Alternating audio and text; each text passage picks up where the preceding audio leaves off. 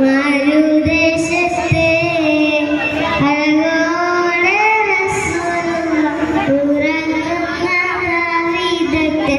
അതുപോലെ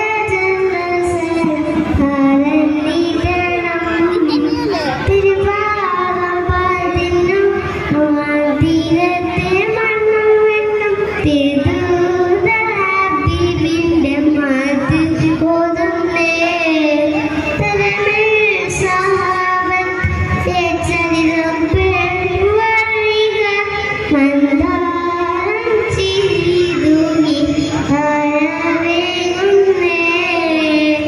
അജമിൻ